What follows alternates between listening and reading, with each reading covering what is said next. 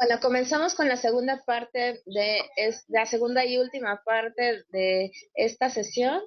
Adelante, doctor. Bien, Bien, entonces vamos ya hacia el final. Vamos a intentar plantear la intervención, es decir, cómo ya de una manera concreta podemos intentar ayudar a estas personas que están teniendo dificultades en la vivencia del duelo migratorio. Volviendo a lo de la escala, insisto en el tema, a los que ya les va bien no hay que decirles nada, no vaya a ser que incluso les compliquemos la vida, que a veces puede pasar incluso eso. Vamos a ayudar a los que nos piden ayuda y a los que se encuentran mal, ¿no? Entonces, vamos a comentar algunas ideas sobre la intervención, que va a ser un desarrollo de lo que ya hemos explicado. Aquí hay un concepto que me gustaría explicar, un concepto que le he llamado la relación terapéutica extendida o ampliada. Es decir, en la relación que se tiene con los inmigrantes, refugiados, que viven situaciones muy duras, especialmente, la relación asistencial en parte se modifica. Es decir, es una relación asistencial diferente de la relación asistencial que se da entre iguales, entre personas que tienen el mismo estatus. Voy a intentar explicar esto. La relación terapéutica extendida o ampliada es aquella relación que tiene lugar en las situaciones de estrés crónico y exclusión social en las que las demandas del paciente combinan elementos médicos y psicoterapéuticos junto a demandas de ayuda social y protección. Las personas que viven situaciones muy graves combinan sintomatología psicológica junto a demandas de apoyo y protección. Esto es importante entender que va junto. A veces desde la psiquiatría se considera que estos temas son secundarios. No, no, todo va junto. Cuando uno está en una situación extrema, lo psicológico es muy importante, pero tan importante como lo físico para sobrevivir. Bien. Entonces, esta relación terapéutica extendida se expresa sobre todo en la relación transferencial. La relación transferencial es el conjunto de emociones que la persona que pide ayuda pone en el profesional. Eso es la transferencia, ¿no? Todas las emociones infantiles, pues le ve al profesional como una imagen de un padre, de una madre. Se introducen elementos muy primitivos, emocionales, en la persona que pide ayuda porque está realmente muy desamparada. Pero esa relación tiene características especiales, como vamos a ver. Entonces, esta relación terapéutica extendida tiene fuertes componentes de hostilidad que a veces no percibimos bien. Y esto es importante resaltarlo. Muchas veces el inmigrante se comporta de una manera como amedrantada porque ha sufrido muchas agresiones y está como un poco atemorizado. Entonces, nosotros tenemos que saber que eso existe. El inmigrante, por esa razón, desconfía del profesional asistencial. No lo ve diferente a amplias capas de la sociedad de acogida que lo rechaza. Lo asocia al patrono, al policía, al funcionario. Recuerdo un inmigrante que decía, es que además aquí todos tenéis la misma cara. O sea, nosotros un poco nos creemos que somos como los buenos de la película, ¿no? Chico bueno, cuidado. Eh, nosotros estamos intentando ayudar, pero formamos parte del otro lado, de la sociedad de acogida, de la sociedad que ya está estabilizada, que tiene un estatus, y ellos están allá en la cuerda floja, en una situación muy complicada. Eso en la relación emocional está presente. Incluso los profesionales que provienen de las propias minorías también generan desconfianza. Cuando le ponemos al inmigrante un intérprete de su propia comunidad, muchas veces también lo rechaza porque considera que está en el otro lado de la mesa. Y hay estudios en Inglaterra, sobre todo en estos compañeros Smith y Dardenne, que dicen que estos inmigrantes a los intérpretes les llaman los tíos Tom, los esclavos sumisos a los amos. O sea, porque estos están en el otro lado de la relación terapéutica. Y incluso un psiquiatra inglés muy importante de origen pakistaní, Jafo Karen, decía, ¿se analizaría un judío alemán con un alemán no judío? Claro, es que estamos hablando aquí ya de mucha violencia. Es decir, nosotros no podemos tener una relación distendida, tranquila, de colegas, con alguien que está en una situación de un desequilibrio enorme, porque ese desequilibrio siempre está presente, no lo podemos ocultar. ¿Eh? Y incluso Dardenne, esta compañera inglesa, dice, el terapeuta es visto muchas veces más como una parte de los problemas del paciente que como una solución. Ahora a ver qué me dice ¿no? A ver por dónde me sale. Es decir, cuando hay una gran desigualdad, siempre hay violencia, siempre hay tensión. Creer que estamos allá tranquilamente charlando, eso es un error. Tenemos que saber que hay esa tensión. ¿Y en qué se expresa esa transferencia negativa? Pues en el abandono de los tratamientos. El inmigrante es recordman en abandono de los tratamientos. Si ya todos los pacientes incumplen mucho los tratamientos, el que más lo hace es el inmigrante.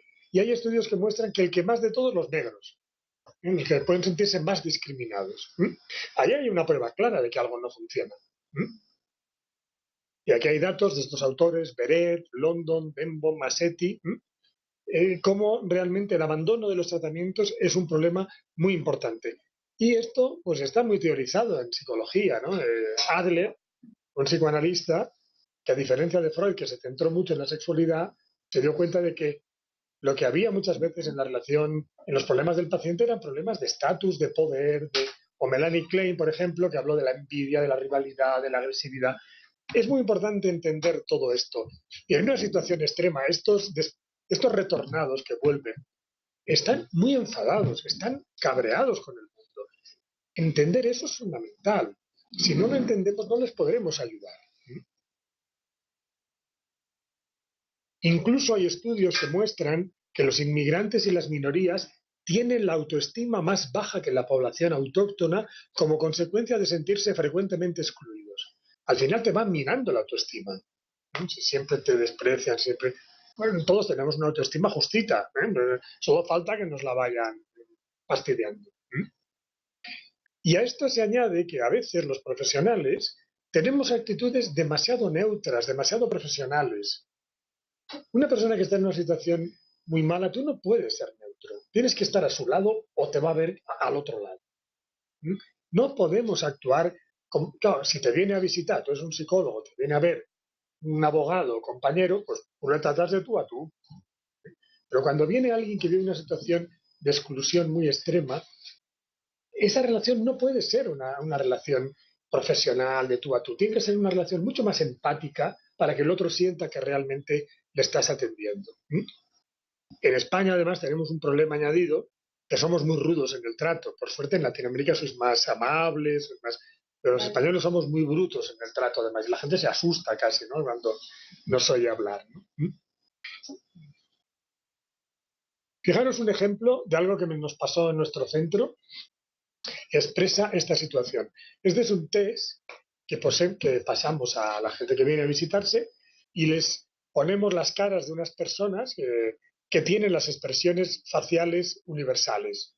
El de arriba está enfadado, la chica de arriba está contenta, el otro está triste, el otro está sorprendido. Esto se ha estudiado que se da en todas las culturas. Ya hay unos estudios de Ekan, de los años 60, un californiano, que se tomó la molestia de irse por todo el mundo mirando esto y vio que la gente cuando se cabreaba ponían todos la misma cara que cuando... O sea, al final somos mucho más parecidos de lo que nos creemos, ¿no? Pues pasando esta foto a inmigrantes, más de una vez me han dicho, yo no conozco a ninguno de estos, ¿eh? Yo no los he visto nunca. Es decir, creían que nosotros somos la policía en un hospital. O sea, ¿cómo se puede tener más desconfianza? Les estamos preguntando a ver con qué cara de estas se sienten más próximos. Yo no he visto a nadie, ¿eh? Con ese miedo, ¿qué relación terapéutica vas a tener? Entonces, tengamos en cuenta esta tensión que existe cuando una persona vive una situación de exclusión y de marginalización muy fuerte. Entonces, como digo, pues realmente esas personas demuestran el temor que sienten en un hospital señalizado, decir que es un sitio seguro. Creen que somos policías. Claro, esto es un tema muy importante porque el tratamiento psicológico se basa en decir la verdad. Pero claro, alguien que se siente perseguido no dice la verdad. Es decir, un judío no le diría que es judío a un nazi, a un policía nazi. Hombre, estaría loco, ¿no? Entonces, claro, ¿qué ocurre? Que realmente si nos ven en el otro lado, no tienen confianza, no nos dicen la verdad, por lo tanto el propio tratamiento, la propia intervención cojea, ¿eh? Porque la confianza es la situación básica, ¿no? Nosotros hemos visto inmigrantes, sobre todo menores, que van a centros de menores en España, que han llegado a dar hasta 28 nombres diferentes. ¿Cómo vas a tratar a alguien que no es capaz de decirte ni su nombre, que no tiene confianza para decirte cómo se llama? Es que así es muy difícil trabajar, ¿eh? Es muy difícil. Ya trabajar con todo a favor es dificilísimo. Imagínate si te ponen estas cosas que no te dicen ni cómo se llaman, porque tienen miedo. Por lo tanto, pensad lo difícil que es intervenir en estos casos, la complejidad, lo que necesitamos acercarnos a esas personas, las barreras que hay. ¿Eh? Tratar a alguien que no tiene confianza ni para darnos su nombre. ¿Eh? Luego, otra expresión de esta tensión que viven los inmigrantes es también la somatización. Como no pueden explicar con palabras tanto sufrimiento, lo expresan con el cuerpo. ¿Eh? A veces, cuando algo es muy importante y decimos esto, no hay palabras para decirlo. Las palabras sirven para relativamente poco. ¿Eh? Todo lo importante no lo decimos con palabras. No sabemos ni ponerlo en palabras. ¿Eh? Cuando una persona vive cosas tan extremas, las expresa con el cuerpo. ¿Eh? Y entonces, realmente es muy importante entender que a veces no nos dicen las cosas, nos las están diciendo con su sufrimiento físico, con los dolores, con las... Y tenemos que entender que es un lenguaje también, es una manera de plantearnos lo mal que lo están pasando. De suyo, el inmigrante mezcla síntomas psicológicos, somáticos, y es muy importante entender que incluso esta somatización también está expresando el deseo de un cuidado físico más primitivo, no tan simbólico como lo hablado, que realmente lo cojas, es decir, a veces las palabras no sirven en las cosas verdaderamente importantes, no se pueden decir con palabras, ¿no? Entonces, el inmigrante expresa con estas molestias físicas que quiere ir más allá de las palabras, que necesita, como el niño, que no basta que la madre le diga, ay, qué majo eres, no, cógeme. Algo así, ¿no? ¿Eh? ¿Cómo? Apapáchame. Échame. Claro, el niño le diga a la mamá, sí, muy bien, yo te quiero mucho. Déjate de tonterías, cógeme. Si me quieres, cógeme, ¿no? Claro, no vas a coger a una persona. Pero inconscientemente esa es la demanda, esa es la realidad psicológica profunda. Estoy muy mal, necesito que me cojan.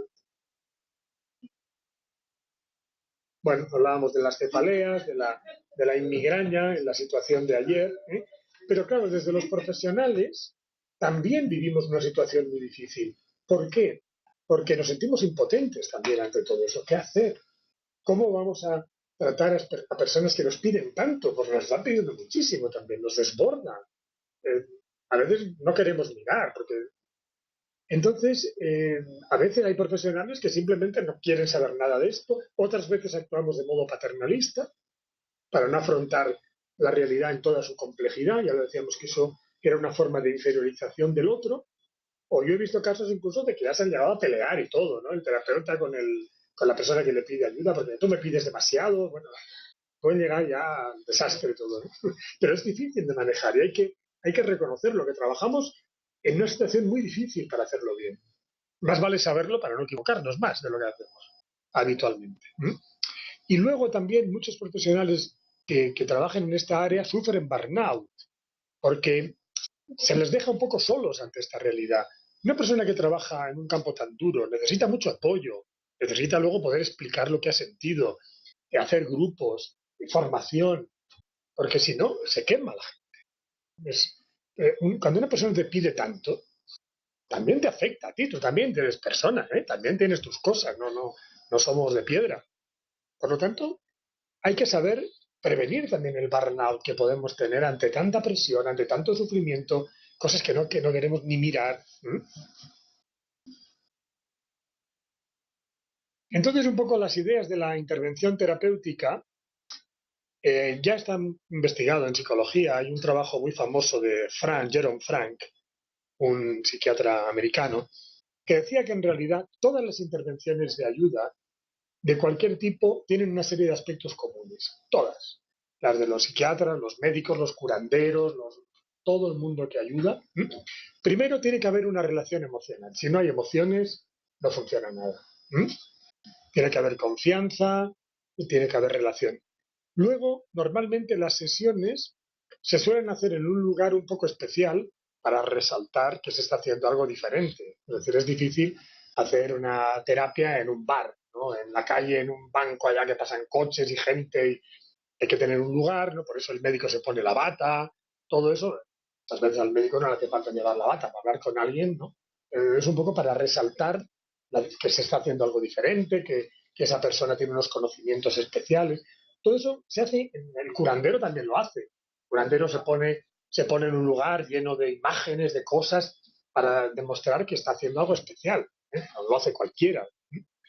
También sabemos que tiene que haber una comunidad de perspectiva entre el demandante y el profesional, es decir, los dos tienen que estar de acuerdo en que están haciendo algo que funcione, es decir, si el paciente no cree que el terapeuta le puede ayudar porque sabe cosas, pues no vale la pena que vaya, ¿no? Tiene que estar de acuerdo en que tienen una visión común. Y luego, y esto es muy importante, en todo tratamiento siempre hay ciertos rituales que ayudan mucho. Es decir, el ritual, por ejemplo, el psicoanálisis tiene su famoso ritual de Hollywood, pues del diván, ¿no?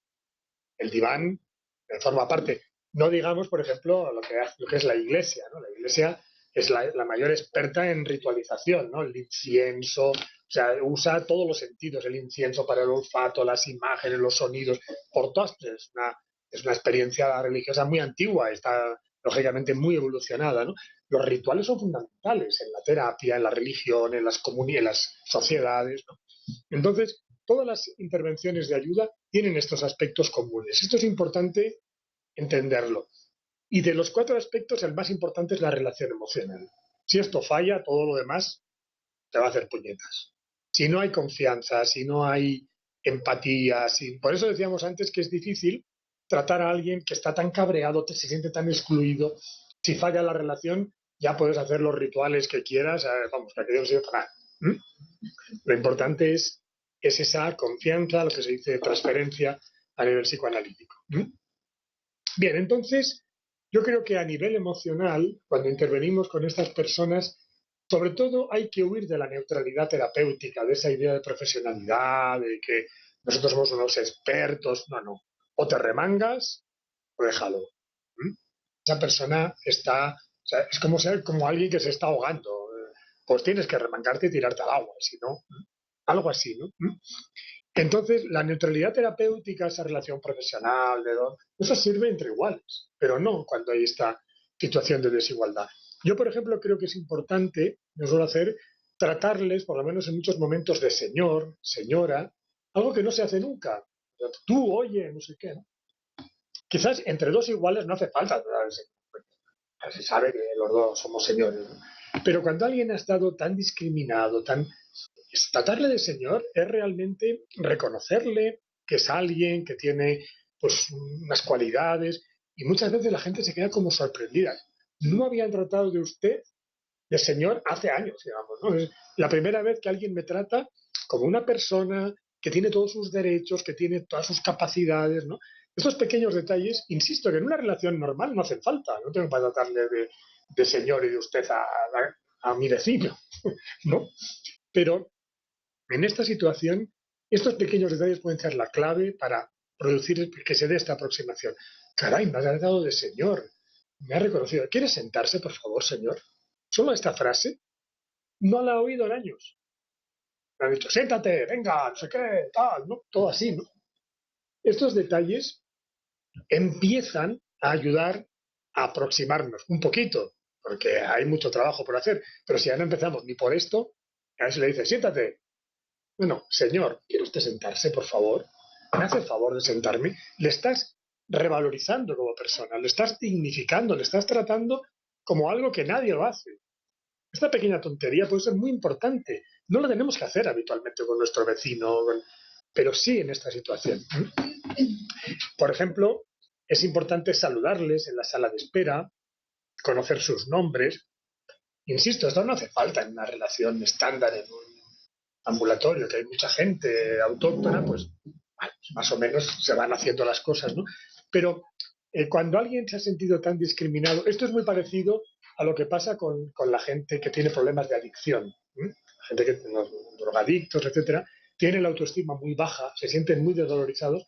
Cualquier detalle que les parezca que no te estás aproximando rompe la relación. O sea, fijaros que hay un hilito mínimo. Si esa persona viene a pedirnos ayuda, hay un hilito mínimo que está funcionando. Cualquier tontería lo rompe. Y tenemos que por lo menos mantener el hilito. Estos detalles ayudan a mantener el hilito, con un riesgo enorme de que se rompa. El abandono es frecuentísimo. Yo creo que cualquier persona que trabaja en este campo sabe que muchos no vuelven. ¿Qué ha fallado para que no hayan vuelto? Pues todo esto. ¿Qué ha fallado? ¿Qué no hemos hecho bien? ¿Por qué no ha vuelto? Cuando estaba tan mal y pedí ayuda, ¿por qué no ha regresado? ¿Qué hemos hecho mal? Pues somos el sector en el que más abandonos hay. Algo haremos mal, ¿no? Por lo tanto, a ver, una situación muy complicada, pero seamos conscientes por lo menos de las dificultades que tenemos, ¿eh? Entonces, otra cosa muy importante, escribir y pronunciar cuidadosamente sus nombres. Parece otra tontería, pero a veces yo me estoy 2 minutos apuntando el nombre. ¿Y esto de qué? Ah, esta palabra es de esta lengua, me recuerda. Todo esto son detalles de que te interesa esa persona.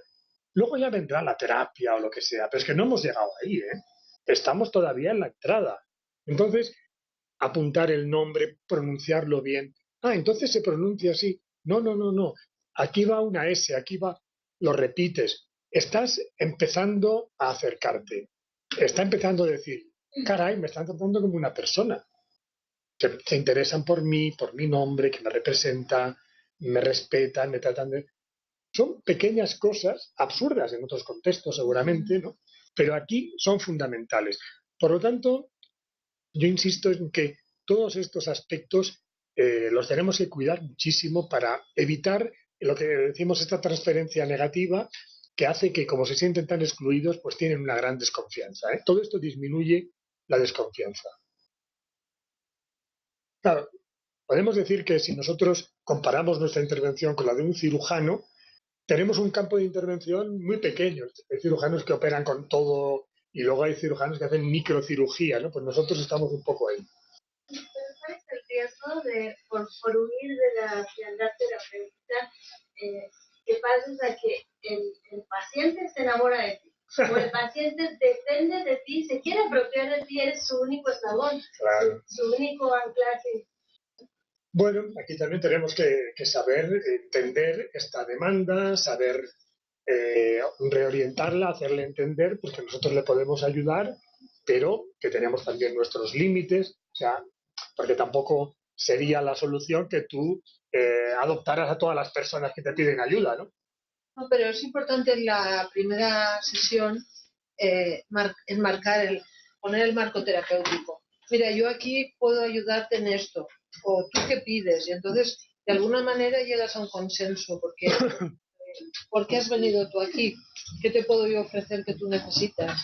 ¿Cómo te lo puedo plantear? Claro, porque, hombre, si te empieza a preguntar por pañales para los niños, pues claro, perdona, pero es que yo te llevaré luego quizá a la trabajadora social, este campo yo no te lo puedo solucionar, sí que te puedo ayudar en esto y en esto. Entonces le enmarcas y también ellos se sitúan más, porque si no se desparraman. Es que si tú les puedes ofrecer todo lo que ellos pidan, ellos mismos no se aclaran y eso es malo, ¿eh? O sea, hay que enmarcar, es como se hacen todas las sesiones de psicoterapia, poner un marco terapéutico, es importante, ¿eh? Vamos a acabar un poco para las preguntas, sabiendo que aquí la moderadora... No he dicho nada, solo lo pensé. Ha mirado. Claro.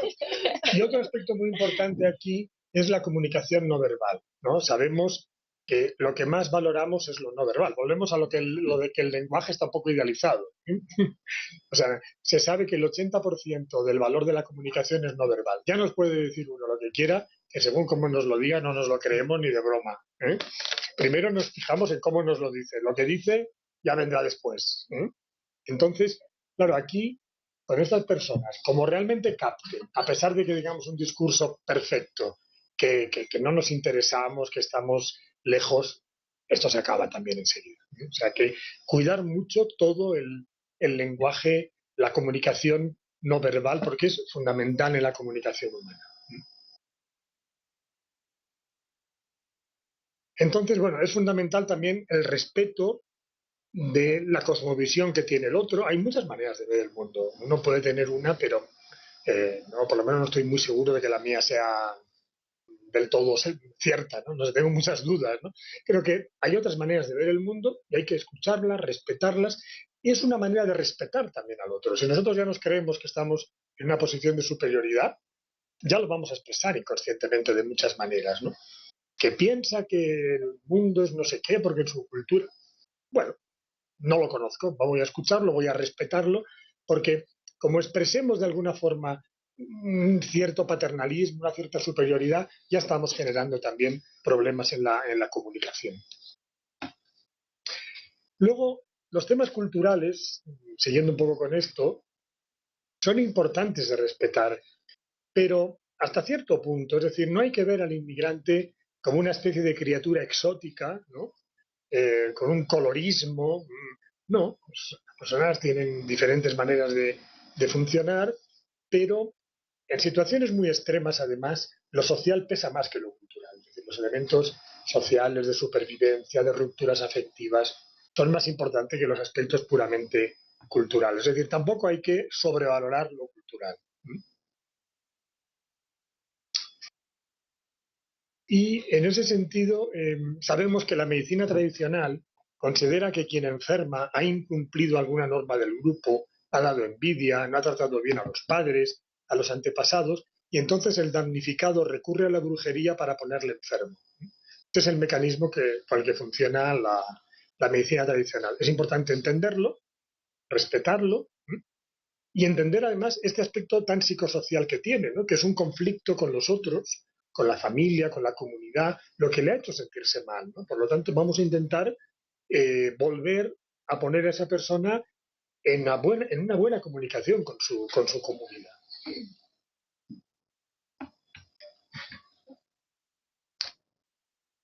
Bien, bueno, aquí hay una serie de puntos que son ya un poco más desarrollo de esto. Todo el tema de los intérpretes han de formarse y capacitarse, es decir, eh, el intérprete tiene que entender lo que está pasando en la entrevista, no tiene que interferir. Yo recuerdo el caso de un refugiado iraní que vino a nuestro servicio hace años, ¿no? Y que empezó a explicar las torturas que le habían hecho, bueno, unas cosas tremendas. Y la intérprete que teníamos, que también le habían torturado lo mismo, nos metió un mitin en la sesión, ¿no? Estos ayatolas habría que estamos en un hospital, que esto no es un meeting de la pobre persona pues se vio desbordada por el recuerdo, a ver, que los terapeutas, los intérpretes tienen que saber manejar la situación, porque si no, teníamos que atender al intérprete primero, luego al paciente, así no podemos ir. Y luego también en el caso de la traducción, pues también hay que tener en cuenta elementos culturales, ¿no? Recuerdo que veíamos un caso de un paciente ruso y teníamos a un cubano de intérprete que había estado en Rusia por las relaciones. Y entonces, claro, el ruso decía una frase y el intérprete cubano traducía 5 minutos, ¿no? Claro, no puede ser, ¿no? Porque una frase en ruso es muy difícil. O sea que también hay que tener en cuenta que ¿sabes? Estos aspectos culturales también, ¿no? De ciertas culturas que son pues más expresivas, más extrovertidas, más, ¿no? Y hay que intentar traducir frase por frase, no añadiendo ahí pues bueno, un poco anecdótico, pero para que veáis también la complejidad que tiene el trabajo del intérprete. Y claro, es fundamental, como digo, pues tener en cuenta estos aspectos sociales. Tampoco hay que caer en una superpsicologización de la situación del inmigrante en situación límite, ¿no? Yo soy psiquiatra, trabajamos en psiquiatría, pero la psiquiatría también tiene sus límites, ¿no?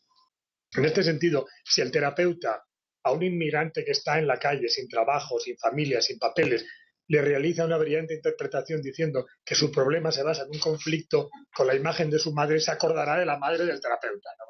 Este no se entera de nada. aquí estoy yo asustado, sin comer, y usted con la imagen de su madre, quizás, diga, déjeme en paz, ¿no? O sea que tenemos que saber también poner los límites que sería cierto, sin duda, eso seguro que es importante. Pero es que ahora no tocaba, ¿no? Ahora tocaba, bueno, ¿usted dónde va a dormir? ¿Usted qué hace? ¿Usted qué? Si nos falta esta empatía, pues nos va a costar realmente poder ayudar a estas personas. Entonces aquí, sobre todo en el síndrome de Ulises, lo importante es la intervención psicosocial, la intervención psicoeducativa, potenciando las capacidades de la persona. En esto he sacado ahora este verano este libro que se llama Inteligencia Migratoria, en la que hay toda una serie de capítulos sobre cómo ayudar a nivel psicoeducativo. Este libro, ayer os pasé, me parece, se puede conseguir online o se puede pedir a la editorial. Entonces aquí está desarrollado con mucho detalle, pues un poco todos estos aspectos psicosociales, psicoeducativos. No sé quién me comentaba antes, también la importancia de favorecer que el inmigrante tenga autonomía, se autoorganice. No sé quién me comentaba, ¿no? No sé quién ha sido, que me comentaba que estaba ayudando a retornados y cómo se había creado una asociación de retornados que estaba organizándose y ayudando a los otros, ¿no? Ya solo eso ya les ha subido la autoestima un montón, ya les ha sido estupendo. Es decir, tenemos que hacer que la persona sea capaz de manejarse. Nos es muy cómodo ponernos en la postura de profesional, pero hay un cierto paternalismo ahí. Los retornados se pueden organizar y nosotros les ayudaremos, pero ellos tienen que llevar la batuta, porque eso es la mejor terapia que van a hacer, sentirse capaces, útiles. Entonces, tenemos que saber también, como en esto de que se acordaba de la madre del terapeuta, pues apartarnos un poco a veces y dejar que sean las propias personas las que usen sus capacidades. No hay mejor terapia que desarrollar las capacidades de una persona. Bien, entonces... La inteligencia migratoria se llama el libro, Sí, ¿verdad? sí, el libro se llama, no sé si lo pueden ver en la inteligencia migratoria, editorial Gedisa. Ayer lo que escaneaste, ¿no? Entonces, bueno, aquí están detallados pues todos estos aspectos a nivel psicosocial, a nivel terapéutico, a nivel social, psicoeducativo, un poco todo el planteamiento general que he hecho, pero centrado mucho en la parte de intervención. Entonces, a nivel psicosocial, es muy importante el incremento de las redes de apoyo social, todo el tema legal es fundamental. Todo lo que es incremento de los factores protectores es muy importante. Y a nivel psicoeducativo tenemos muchas técnicas, en el libro están explicadas, que son muy útiles para una persona que está muy estresada. Conocemos técnicas de higiene del sueño que ayudan a dormir mejor. El sueño es un hábito que se adquiere en la infancia y que se pierde en las situaciones de estrés y que cuesta aprender en la infancia. Todos los que hemos sido padres hemos pasado noches sin dormir porque los niños a las 4 de la mañana pues están allá, ¿no? Hasta que no aprenden que hay unos horarios, ¿no? Pero claro, cuando estamos estresados, pues perdemos el hábito. O otra vez tienes que aprender. Bueno, eso se aprende. Hay técnicas. No hace falta llenar de pastillas a esa persona. Entonces, creo que usando estas técnicas psicoeducativas de higiene del sueño, mejorar las habilidades sociales, en la migración se empieza de cero. Hay que hacer amigos. Gente que le cuesta más. Hay técnicas para aprender a relacionarse. Técnicas de relajación, técnicas de ejercicio y relajación combinados son muy buenos contra el estrés, los grupos de contención, hacer role-playing, simulando las situaciones conflictivas que vive la persona, ayudan a ponerse en diferentes papeles, expresan cosas. En fin, yo creo que toda esta área psicoeducativa es muy importante en situaciones como el síndrome de Ulises, ¿no? Ayudar a manejar el estrés. Bueno, aquí hay ejemplos de higiene del sueño, habilidades sociales, bien, esto está explicado ahí con mucho detalle. Incluso el humor, de alguna manera, es una forma de control de la situación. Cuando uno, pero el humor lo tiene que hacer la persona, no los otros, la persona que lo vive. Cuidado, ¿eh? Pero cuando una persona hace un chiste sobre su situación, es que lo está controlando de alguna manera. Es una manera de dominarla. Ya no te domina a ti. Eso es bueno también. Es que permitir un poco ese espacio. También en algunos casos puede ser necesaria la intervención psicofarmacológica, por supuesto en los casos de trastorno mental, en muchos casos está indicado, pero incluso en el síndrome de Ulises en algún momento muy puntual, que hay problemas muy graves para dormir, que no basta con consejos, ¿no? Porque la persona está realmente muy angustiada. Entonces, sabemos que hay ciertas diferencias eh, étnicas por grupos humanos en relación al metabolismo de los psicofármacos. Van por una línea metabólica que se llama el citocromo B450, y lo que sí que se sabe es que es muy importante en general dar menos fármacos de los que se da habitualmente a la población autóctona, a los inmigrantes. Casi todas las culturas necesitan dosis más bajas de fármaco que el occidental estándar. Las dosis que se suelen recomendar son siempre para el occidental estándar. Se ha visto que por características del metabolismo de los fármacos, casi todas las culturas necesitan menos fármacos que los occidentales. Por lo tanto, si siempre hay que empezar poco a poco, más todavía en el caso de inmigrantes, ¿eh? Porque normalmente el metabolismo suele ser más lento y se necesita, digamos, dar dosis más bajas. Esto vale lo mismo para antipsicóticos, para benzodiazepinas, para antidepresivos. Hay muchos estudios que muestran que es mejor empezar con dosis más bajas que la población autóctona. De suyo también hay autores que piensan que en todo caso, si hay que dar fármacos, mejor benzodiazepinas que antidepresivos, antipsicóticos, que la benzodiazepina. O sea, la benzodiazepina disminuye el nivel de alerta. Conocemos mucho mejor el mecanismo de funcionamiento de este nivel de alerta que el mecanismo de funcionamiento de un antidepresivo, que tiene un funcionamiento muy complejo a nivel metabólico, y se considera que suele ser mejor la benzodiazepina porque incluso interfiere menos la elaboración de los duelos.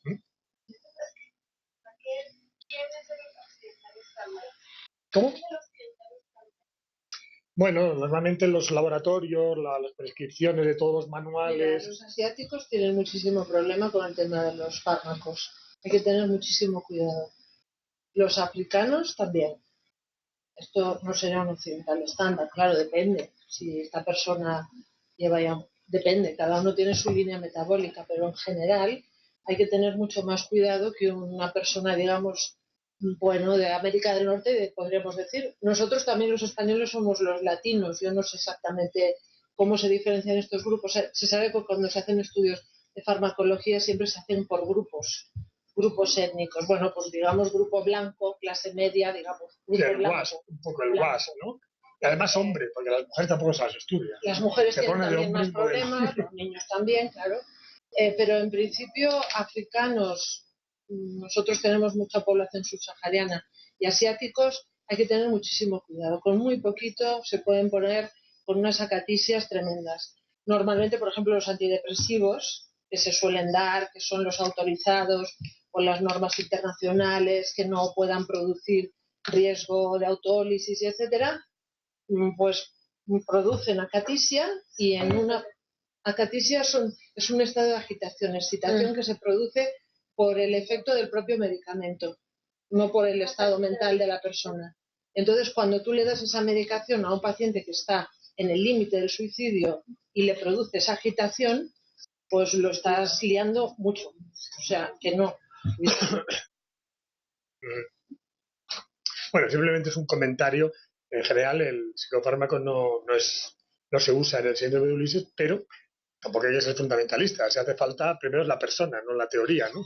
Entonces, pero insisto que normalmente es mejor la benzodiazepina, que es el diazepam, el clásico fármaco tranquilizante, tienen unos efectos mucho menos. Claro, el problema aquí es cuando se hace de forma muy crónica, hay que evitar la cronificación, pero si se usa de una manera más relativamente puntual, muchos autores piensan que son fármacos muy manejables. Aunque también hay una campaña contra ellos porque son muy baratos, ¿no? Y parte se les descalifica porque quizás son demasiado baratos. Bueno, es un debate en todo caso muy psiquiátrico. Bien, entonces, pues un poco era esto, ¿no? El intentar plantear que hay que hacer toda una intervención psicológica, psicosocial, incluso legal, ¿no? Aquí tengo el ejemplo, de que tú eres abogada, ¿no? Y había alguien abogado más también aquí, no sé quién me ha dicho, tú, ¿no? Aquí tenemos el ejemplo de sentencias en las que se ha considerado el síndrome de Ulises como atenuante. Aquí está el ejemplo, el caso, un juez en España, en Lérida, una provincia de España. sea, cómo, bueno, todo esto pues, también es importante tenerlo en cuenta a nivel social. Cuando una persona siente que le han tratado injustamente, todo esto psicológicamente es muy destructivo también. La gente con trastorno por estrés postraumático, porque ha sufrido una agresión tremenda, la indemnización que se le da es tan importante como la terapia. ¿Mm? El día que le dan la indemnización que le compensa por lo que le han hecho, mejoran un montón. Ya puedes hacer psicoterapia, ya darle pastillas oye, a mí que me den lo que me han robado, ¿no? A mí me tienen que dar, o sea que eso es absolutamente fundamental. Bien, y esto es un poco lo que ya comentábamos ayer. La Red Atenea, que decíamos que es esta asociación que tenemos para eh, trabajar en red a nivel mundial con toda la gente que estamos ayudando a estas personas. Voy a repartir aquí, algunos ya lo tenéis. Aquí tenéis información. Si alguien quiere conseguir libros que tenemos sobre estas temáticas, hay una editorial, tenéis la web, tenéis en la web de la Red Atenea, tenéis toda una serie de informaciones que os pueden ser útiles para contactar con nosotros con la línea de trabajo que tenemos. Simplemente que la podéis tener ya por escrito, que es más fácil que copiarla de aquí de la pizarra. Y bueno, nos quedan unos minutos, me parece, ¿no? Para acabar de comentar un poco los temas. Tenemos este posgrado que da el título de experto universitario, es un curso de un año online que se hace en la Universidad de Barcelona, es un título europeo. Como es una formación interdisciplinar, lo pueden hacer médicos, psicólogos, trabajadores sociales, antropólogos, es decir, es una gama relativamente amplia de profesionales los que pueden acceder a este campo. Si a alguien le interesa, pues ahí también tenéis información en el papel del posgrado, o sea que podéis mirar la web y tenéis toda la información. Bien, pues si acaso vamos pasando ya con las últimas preguntas. Bueno, antes de continuar les cuento que lo tomé una foto y la subí al grupo del diplomado, entonces ahí pueden Muy bien. La bibliografía de todos los temas no sé, sí, bibliografía tenemos en los documentos que hemos pasado, hay documentos, pero si alguien quiere especifica que nos escriba, que hay los correos y podemos pasar la información, porque hay muchos temas y seguramente no a punto, ¿no? Para cada persona. Sí, todas las presentaciones, la de ayer y la de hoy, ya están en la plataforma virtual y los documentos están desde la semana pasada en la plataforma virtual. Ups. Bueno, entonces, de Morelia, pregunta Juan Carlos, si se puede aplicar la escala a familiares de migrantes. Sí, claro. Ah, bueno, nos mandaron su pregunta por escrito. Vale, si podemos ver a los de fuera también, pues... ¿No quieren abrir el micrófono en Morelia? Si los vemos es mejor, ¿no? Más adelante. Sí.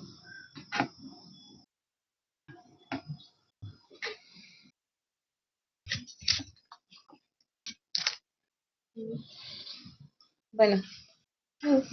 ¿No? ¿No se oye? No abren su micrófono y cámara. Vale. Más bien yo creo que los agarramos. Como mandaron la pregunta por escrito. Vale, ¿cuál era la pregunta? Que si se puede aplicar la escala a familiares de migrantes. A familiares de inmigrantes. En principio la escala está diseñada para inmigrantes, porque claro, el cambio de lengua, pues... a ver, el familiar que se queda en el país de origen, puedo decir. Si el familiar emigra, ya es emigrante también, por lo tanto se le puede plantear, ¿no? En general, la escala está diseñada para el inmigrante tanto antes de marchar como cuando ha emigrado, cuando retorna, ¿eh? Pero en principio valorar la situación de los familiares de los inmigrantes es una situación un poco particular. Yo creo que se tendría que adaptar un poco la escala, ¿eh? No está específicamente diseñada para esto. Se podría aplicar, pero no la hemos desarrollado todavía en esa línea. Bueno, de Ixtepec también nos mandaron por escrito. Más bien es un comentario. La relación terapéutica extendida aplica para situaciones de desastre. En estos momentos, en el Istmo de Tehuantepec, a consecuencia del terremoto,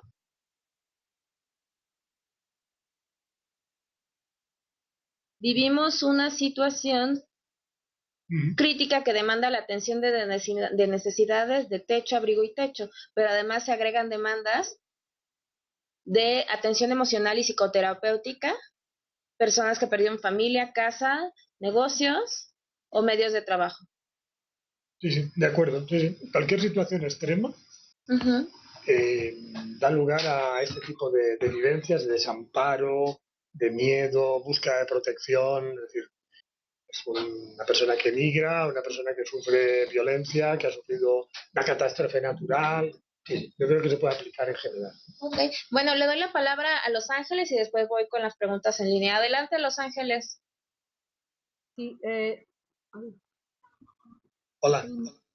hola, la pregunta es en el sentido de si han tenido experiencias de que las fuerzas del orden público tengan preparación para tratar a migrantes. Ujú.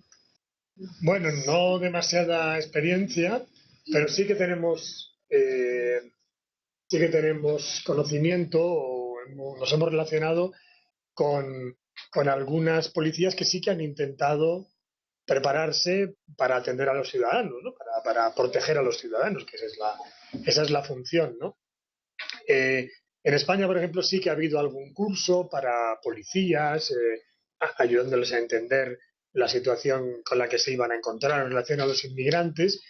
Y creo que ya comentábamos ayer que dentro de esta asociación que comentábamos, la Red Atenea, una de las personas más activas es un comisario de Scotland Yard, de la policía inglesa, que es un colombiano afincado en Londres, una persona con una gran sensibilidad, lógicamente, por los temas de los inmigrantes y que siempre está en la policía pues organizando protocolos, actividades para que los policías trabajen bien con los inmigrantes. Puede parecer un poco secundario, pero es importantísimo. Yo ya lo decía ayer, ¿no? Que si yo estuviera en una situación así, preferiría un buen policía que un buen psiquiatra. Bueno, adelante con las preguntas en línea. Dice Aide Morales, no soy psicóloga ni terapeuta, en este sentido va mi pregunta. El modelo de intervención lleva su tiempo trabajarlo con un migrante, pero ¿cómo atender a una persona que llega en crisis psicológica y que en un escenario extremo podemos perderla si no tenemos una intervención rápida y puntual? Claro. Sí, a ver, esto es importante, claro. Eh, para hacer la evaluación de los síntomas sí que hace falta un profesional. La escala no hace falta un profesional, pero para la evaluación de los síntomas sí que hace falta un profesional, un psicólogo, un psiquiatra, porque hay que discriminar hasta qué punto una tristeza tiene que ver con una reacción adaptativa con los síntomas de Ulises o de una tristeza patológica, de la depresión con riesgo de suicidio.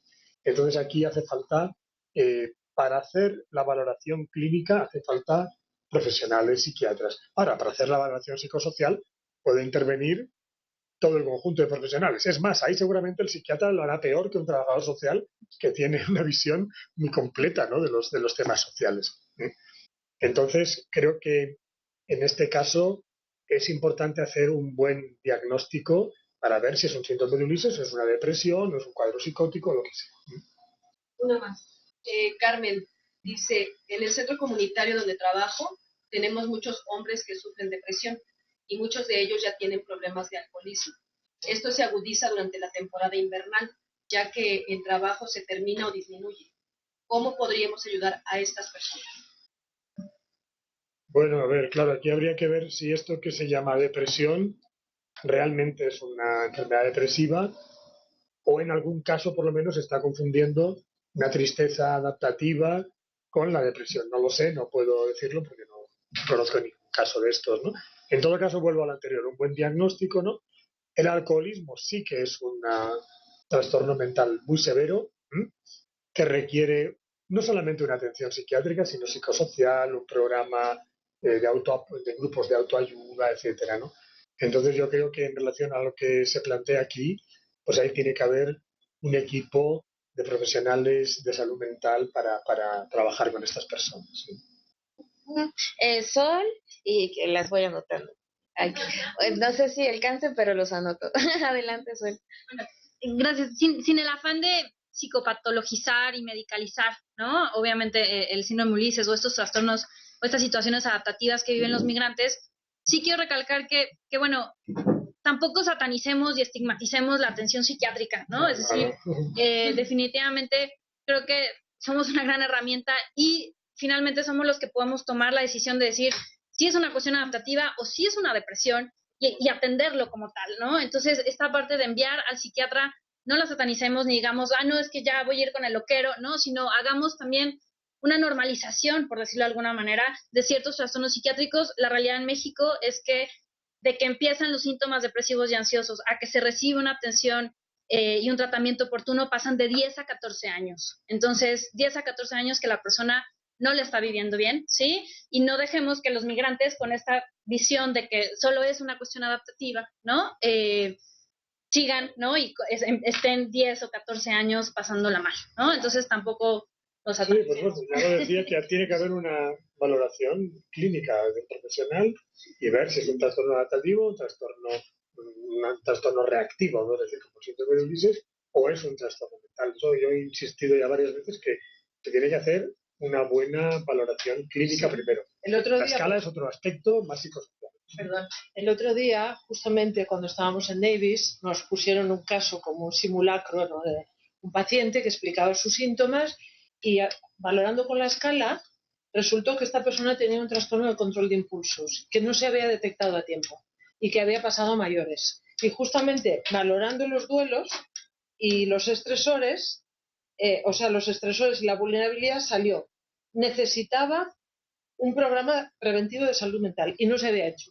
Y habían pasado, pues ¿cuánto había pasado? 3, 4 años y la persona había estado ya, pues había cogido a un perro, le había cortado el cuello, no sé qué había hecho, con un trastorno de control de impulsos ya que había ido a mayores. Por eso es importante valorar que cuando requiere una intervención psiquiátrica de prevención, cuanto antes. Claro. Estoy totalmente de acuerdo contigo. Sí. Además, la intervención psiquiátrica yo creo que sería muy importante. Psiquiatra y lógicamente la defiendo. Pero puede ser a dos niveles, a un nivel preventivo y a un nivel de tratamiento. Porque voy todavía más a favor de la intervención psiquiátrica cuando hace falta. Porque la intervención psiquiátrica no solo es de tratamiento, sino que también es preventiva. Como decía Dori, ¿no? En este caso se detectó con la escala que había un riesgo, no había síntomas todavía. Fíjate que no tendría, en un planteamiento estándar no tendría por qué ir al psiquiatra. Si no hay síntomas, aquí, sin haber síntomas, ya se le derivó al psiquiatra porque había mucho riesgo. O sea, es muy importante este tema porque si no se hace esta prevención, luego puede aparecer ya la patología. O sea que es una herramienta muy importante, pero como todas, pues tiene que manejarse de una manera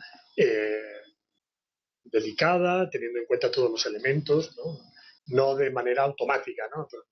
Y nada más para terminar, creo que, o sea, no, los psiquiatras no solamente damos fármacos, ¿no? Es decir, sí aclarar que pues, si no se necesita fármaco, no se da fármaco, ¿no? Y esta parte de estigmatizar el envío al psiquiatra con este contexto de locura hace, ¿no? Que nos distanciemos aún más, ¿no? De la sociedad. Entonces, vamos. Sí, eso es verdad. Lo que pasa es que también es verdad que mucha gente ya se envía al psiquiatra como primera instancia. Y ese es el error. Por eso nosotros quizá cargamos mucho las tintas en lo contrario. Yo, como psiquiatra, yo atiendo a los pacientes psiquiátricos y hago, como tú dices, psicoterapia sin necesidad de fármacos. Sí que mucha gente, solamente por el hecho de venir al psiquiatra, ya se siente estigmatizado. Y quizá a lo mejor no había hecho falta.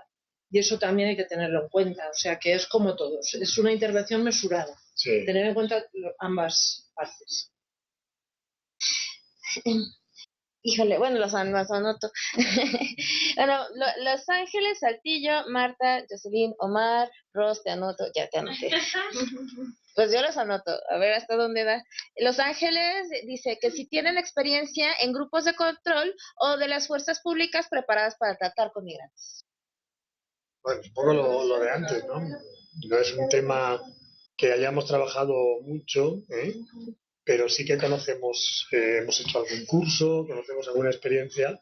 Creo que es un campo que se tendría que desarrollar. O sea, si se entiende que la policía está al servicio de las personas, incluso aunque tenga que aplicar unas determinadas leyes, las puede aplicar de una manera más humanitaria, más esto, ¿no? Incluso leyes que deberían cambiarse quizás, ¿no? Pero, no seguro, pero que la intervención también puede hacerse de una manera mucho más humana y comprensiva. Okay. Y de Saltillo, ¿cuántas organizaciones se están capacitando en esta escala y cuántas la utilizan? Bueno, hay bastantes grupos que están trabajando en diferentes países, en Estados Unidos, en California, sobre todo hay un grupo en la Universidad de Davis, Sacramento Davis, que está haciendo una investigación importante de la propia universidad. También hay grupos en Berkeley, en Francia, en Bruselas, bueno, en Japón. La red Atenea se utiliza bastante en la escuela, todo el grupo. Pero en México. En México, en concreto, me parece que en Puebla había habido, nosotros habíamos contactado antes con personas del Estado que tenían programas de salud y lo habían desarrollado, por lo menos hace unos años. Ahora, últimamente, yo he tenido menos contacto, por lo menos. Leticia Calderón ha comentado algo de los casos. Sí, Leticia también había usado la escala hace unos años para un trabajo. Sí, había usado. Y bueno, también nosotros podríamos ser pioneros en el tema. Hombre, yo creo que necesitamos instrumentos. Otro, da igual, pero que hay instrumentos para trabajar mejor. Dicen los del Saltillo que en Saltillo próximamente. ¿Ah, sí? Sí. Adelante, Marta. Ayer comentaba de cuando, precisamente para diferenciar si era un trastorno mental o no y cómo tratarlo, sí. Y quedó como pendiente, decía, cuando ya tiene antecedentes de un trastorno mental, cuando no tiene antecedentes, sí. Y el riesgo que hay de dar el tratamiento solamente como si fuera síndrome de Ulises, desconociendo cualquiera de los otros dos elementos, que tenga antecedentes, claro. O que no los tiene, pero hay una tendencia.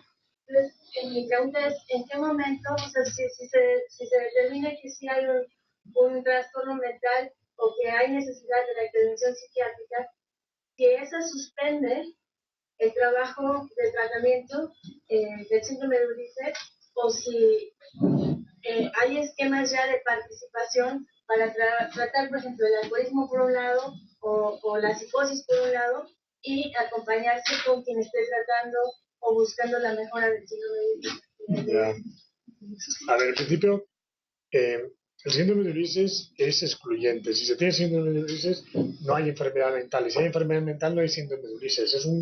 Es una reacción de estrés incompatible con el trastorno mental. O tienes trastorno mental o tienes síndrome de Ulises. El síndrome de Ulises es un cuadro de estrés, de tensión, pero diferente del trastorno mental. Por lo tanto, si hay trastorno mental, no hay síndrome de Ulises. O uno u otro. Otra cosa son los problemas, los estresores, pero no el síndrome. El síndrome son los síntomas, y los síntomas son diferentes de los de un trastorno mental. O sea, que hay que diferenciar los problemas de lo que le pasa a la persona. O sea, los problemas pueden ser comunes. Por los mismos problemas hay quien hace un síndrome de Ulises y quien hace un trastorno mental. ¿Entiendes? Una cosa son los problemas, los estresores, la soledad, el miedo, la indefensión. Con esos estresores hay quien hace una psicosis y quien pues tiene estos cuadros de estrés, de tensión, que es el síndrome de Ulises. Ahora, en los dos casos tiene que haber siempre una ayuda psicosocial. Aunque tenga una psicosis, la ayuda psicosocial se tiene que hacer. Es tan importante o más como el que no la tiene, incluso más seguramente, para darle más recursos para salir adelante, independientemente de la psicoterapia o de las pastillas que necesite. Jos. Hay una pregunta que no me deja de dar vueltas en la cabeza. Es respecto al síndrome de Ulises, pero tiene que ver con los familiares. Los familiares lo entiendo desde el punto de vista de los familiares que les toca quedarse en el lugar de origen y ver al familiar partir. Pero ¿qué pasa esto es muy, muy personal en el ámbito en el que yo me desempeño? ¿Qué pasa cuando el familiar que le toca migrar en el trayecto se pierde? Entonces, los familiares denuncian por desaparición, pero el síndrome de Ulises tiene que ver con un estrés crónico. Yo no puedo entender otro tipo de estrés más grande que el que yo trabajo con las víctimas indirectas. Es decir, conforme avanza la investigación, se vienen datos, por ejemplo, se me ocurren dos que son los más comunes, que el coyote abandona al migrante porque se enferma en el desierto y lo dejan ahí y se van. Es lo que saben los familiares. Entonces esto les representa un estrés increíble. Y otra situación que se presenta mucho en las denuncias que yo atiendo, lo veo desde el aspecto de abogada, es que llega un comando armado, narcotráfico, delincuencia organizada, los secuestra, se los llevan y ya no saben más del familiar. Entonces, este tipo de estrés que presentan los familiares, a mí lo que no me deja dar vueltas es si el síndrome de Ulises puede presentarse o diagnosticarse para los familiares como tal, o si solamente recae en el inmigrante como tal. A ver, nosotros hemos desarrollado fundamentalmente en el inmigrante, pero es verdad que en un sentido más amplio, si estos familiares están viviendo esta ruptura afectiva enorme de que piensan que le han matado a su hermano, pues el apego está roto también, ¿no? Si tienen miedo porque esos delincuentes pues podrían también, o sea, que en un sentido ampliado también podrían tener el síndrome de Ulises. Pero claro, el sentido en el que se plantea de una manera más rigurosa es en el inmigrante que vive todos estos problemas en la migración. Pero en un sentido amplio, tal como decíamos, también los que se quedan están sufriendo estresores extremos en el apego, en el miedo, y en ese sentido también tienen el síndrome de Ulises, porque indirectamente están viviendo también las consecuencias de la migración. O sea, aunque ellos hayan quedado en su pueblo, están viviendo la situación migratoria a través de ese familiar. Por lo tanto, son indirectamente inmigrantes. Es usar el concepto de síndrome de Ulises ampliado. Ah, bien, es interesante. Ahora, yo lo describí de una manera más concreta, ¿no? En el Ulises que va emigrando él, no sé qué. Ahora, ¿tenía Penélope el síndrome de Ulises? Bueno, sería un desarrollo, ¿no? Serían desarrollos. Lo que es importante es, por lo menos, que se mantenga bien el concepto básico. Ahora, ampliaciones se pueden hacer y hay que matizarlas, ¿no? Pero está descrito en el que emigra. Pero es verdad que el familiar sufre también las consecuencias de la migración. Por lo tanto, si son estresores, se puede llamar también síndrome de Ulises o se inventa otro nombre, síndrome de Penélope o lo que sea, ¿no? Ok. Omar.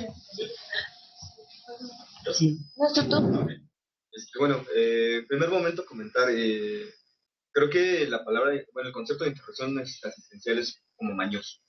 Entonces, dentro de esta parte del perfil del profesional, de la persona que está dando el acompañamiento directamente, pues muchas veces ha llegado como a caer como en un punto de objetivizar a la persona. ¿Objetivizar de qué manera? En el punto de que ya es tanta la necesidad de recabar algún tipo de dato para identificar algún patrón o algún síntoma o algún rasgo que te dé otra herramienta, que ya no le estás viendo como persona, sino le estás mirando más bien como un objeto de estudio. Claro, Eso por una parte. Claro. O el otro extremo, que es donde revictimizas también, y eso lo comento porque, bueno, aquí aunque somos perfiles diversos multidisciplinarios, en común trabajamos con personas en contexto de vulnerabilidad o de movilidad, o de ambas partes. Entonces, también el revictimizar a la persona es algo que es muy complicado, porque al final, pues nada más le estás como compadeciendo, estás apiadando de ella, pero no estás resolviendo nada, tampoco ni tanto para ella ni tanto para ti. Y que en esta parte no se esté entendiendo el contexto ni la realidad de que está viviendo la persona. Y que finalmente también que tengamos muy claro que nuestra figura como acompañantes es como un canal de intervención transitoria. O sea, que no vamos a solucionar para nada como la realidad de esta persona, solo ser un canal como de solución alterna. Sí. Esto es como la parte de comentario. Y ahora, bajo esta lógica de que somos quienes estamos como en campo con las personas, ¿sí? Desde su experiencia, ¿cuáles son las estrategias que tienen como de autocuidado también para la persona que está recibiendo esta información? Por ejemplo, te comentaba el caso de la intérprete iraní, ¿no? Que le llegó y que se le ganó la pasión y que también estaba como en esa parte.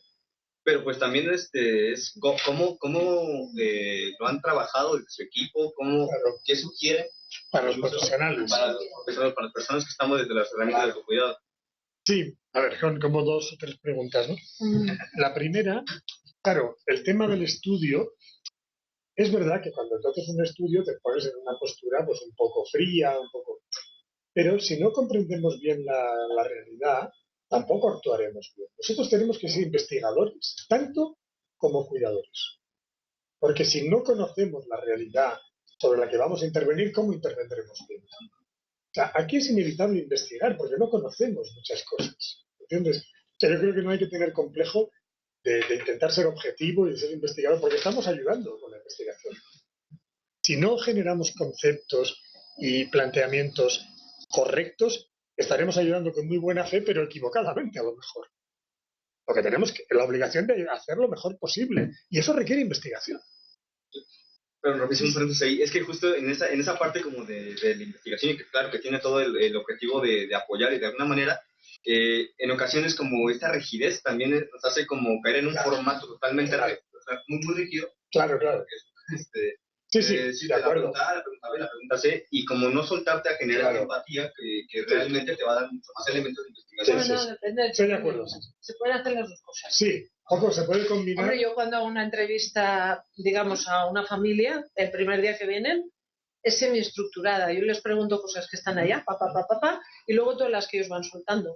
Y voy haciendo un poco de todo. Mira, mientras que le vas preguntando por todos los antecedentes del nene cuando nació, se va generando ya un esponjamiento, todo el mundo se pone blandito, hasta el niño se pone a mirar, que antes no miraba y estaba por allá dibujando, se empieza a poner a mirar a su madre como diciendo, ah, sí, esto me pasó a mí. Y estás tomando datos y además estás generando ambiente. O sea, eso depende ya de la experiencia de cada uno, pero se puede hacer. Las dos cosas. Investigar tampoco quiere decir ponerse con una pipa o así allá. Como... Tienes que... Hay que hacerles las dos. No es fácil, estoy de acuerdo.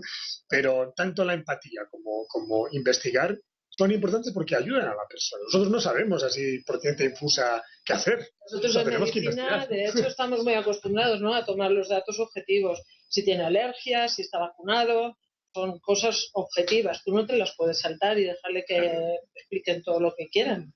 Tienes que tener los datos muy sistematizados. Y en este sentido de la investigación, pues puede ser que de aquí a 4 años tengamos otros conceptos diferentes porque se ha investigado. O sea, aquí pueden salir investigaciones que pueden hacer cambiar cosas que hemos dicho hoy. Ojalá. ¿Será que hemos avanzado?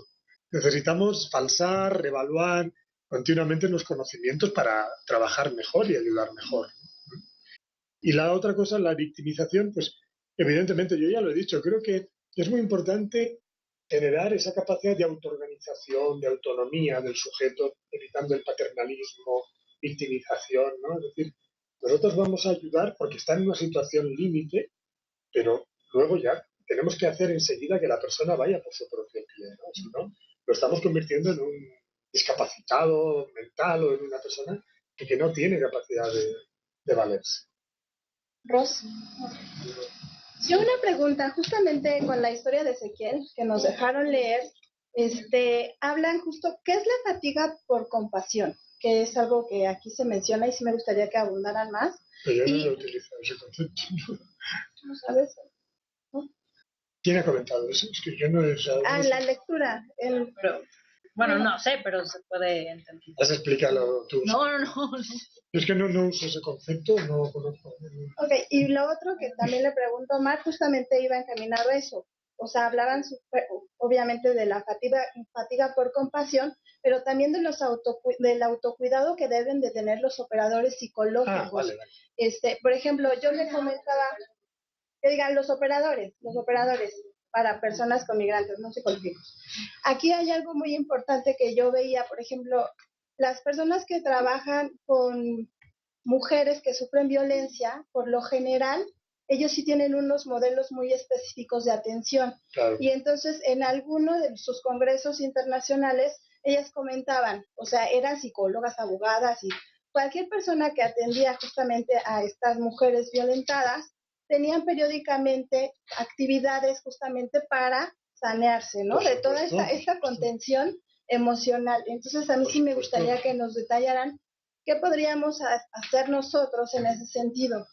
Bueno, pues lo que estamos haciendo hoy ya es terapéutico en parte. Hablar, compartir, explicar. O sea, porque estamos entre todos reflexionando sobre nuestra práctica, aprendiendo cosas, expresando. Eso se tiene que hacer periódicamente cuando se trabaja en una situación tan complicada, ¿no?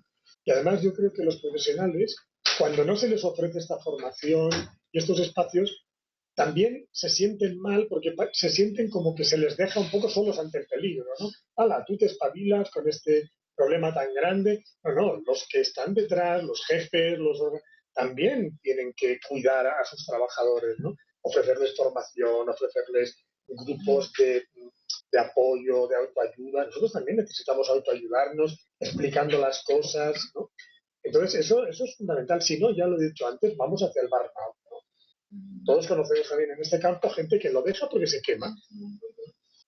Nosotros también necesitamos autocuidarnos, ¿no? Y reírnos también de las experiencias, porque si no todo es tan serio. Claro. Sí, nada más un comentario, Ros, eso lo vamos a ver la siguiente clase, justo las 2 próximas sesiones que son presenciales, porque ya vi que estás leyendo las lecturas de la OIM, entonces... estás adelantado. Ajá. Y bueno, ahora sí, cerramos con la intervención de la compañera. Bueno, nada más era puntualizar, doctor, si fuera tan amable, digo, a mí todavía me quedaron por ahí algunas lagunillas con relación al diagnóstico diferenciado entre el síndrome de Ulises, el estrés postraumático y pues serían básicamente eso y el trastorno de adaptación, adaptativo, ¿no? Que yo como que tengo por ahí una laguna con relación a los estresores y hasta qué punto realmente nada más quedan en el síndrome de Ulises y hasta dónde puede realmente llegar a ser un trastorno adaptativo, porque en mi experiencia pues ya me ha tocado darle seguimiento a algunos casos y definitivamente sí desembocaron en un trastorno adaptativo. Claro. Bueno, esto ayer lo comentamos, ¿no? Claro, tendrás que volver a ver ahora todas las... la idea de que el síndrome de Ulises está un poco en el límite entre el área de la salud mental y el trastorno mental. Trastorno adaptativo, si le llamamos trastorno, es que está ya en el área de la enfermedad. Entonces, el trastorno por estrés postraumático también es trastorno, ¿no? Sí. En el síndrome de Ulises hay síntomas, pero no afectan a la capacidad de autonomía del sujeto. Son síntomas reactivos respecto de una situación muy fuerte, no son exagerados respecto de una situación menor. Entonces, esto de todas maneras, tenemos libros que explican con mucho detalle, con ejemplos, ¿no? Porque claro, es verdad que en una sesión así un poco rápida, todos estos matices pueden costar de aprender. Pero, a ver, por ejemplo, el trastorno por estrés postraumático, para hacer este diagnóstico, tiene que haber conductas de evitación importantes, pensamientos intrusivos importantes, apatía. Aquí yo sí que creo que hay una cierta psiquiatrización. El propio manual de psiquiatría que tenemos ahora, el DSM-5, dice que con un mes que una persona que ha vivido una situación traumática tenga recuerdos y tal, ya le diagnostica. Hombre, un mes es poco tiempo cuando ha sufrido un trauma importante. Que debería dar un poco más de tiempo, ¿no? Entonces, muchas personas han sufrido situaciones traumáticas y no es lo mismo trauma que trastorno por estrés postraumático.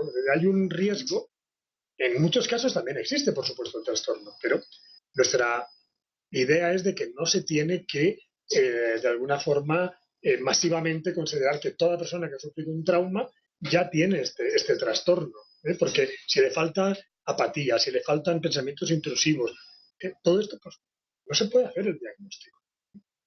Es un debate de todas maneras muy complejo y lo tiene que ver un clínico, porque aquí sí que se requiere entender muy bien todos los aspectos de la psicopatología. No es un tema sencillo. Y es que el DSM-5 luego nos confunde más todavía. Sí. Ahora sí, porque más bien me los brinqué. ¿Que había un comentario acá? Sí, respecto a fatiga por compasión. Dice Luis Zavala y Jacqueline Arlet. Es cuando el relato de la persona que atendemos nos afecta emocionalmente. Nos identificamos y si esto no se maneja con cuidado nos puede llegar a afectar elementos que llevan al burnout. Y que la fatiga por compasión se refería al estrés que sufre el psicólogo o profesional por brindar apoyo, algunas veces por la ruptura. Hay una pregunta. Vale, sí. Se podría, no sé, es que no conozco ese término, pero quizás habría que ver en qué se diferencia con el burnout profesional. No lo sé porque no he conocido esa información. Y la última de Celso Ortiz pregunta, ¿las técnicas que han desarrollado se pueden aplicar al tema del desplazamiento interno forzado? Sí. Yo creo que aquí hay un sufrimiento humano con una serie de expresiones, síntomas, etcétera, que se pueden aplicar a un inmigrante, a un refugiado, a un desplazado, Es un sufrimiento humano, ¿no? Y que tiene una expresión muy, muy parecida, además, ¿no? Entonces, se puede aplicar lo mismo a todo. Bueno, pues con esta intervención cerramos esta maravillosa sesión. De verdad ha sido un honor. Tenía 9 años que el doctor Achotegui no estaba en México. La idea es, aquí le hacemos viajito para que el siguiente año vengan los doctores a la cuarta edición del diplomado y los invitamos a ustedes a que vengan a la sesión para la siguiente edición. Muchísimas gracias, doctor. Muchísimas gracias, doctora, por estar con nosotros. La verdad es que ha sido un gran inicio de módulo. Y pues no me queda más que desearles buena noche. Nos vemos el próximo lunes.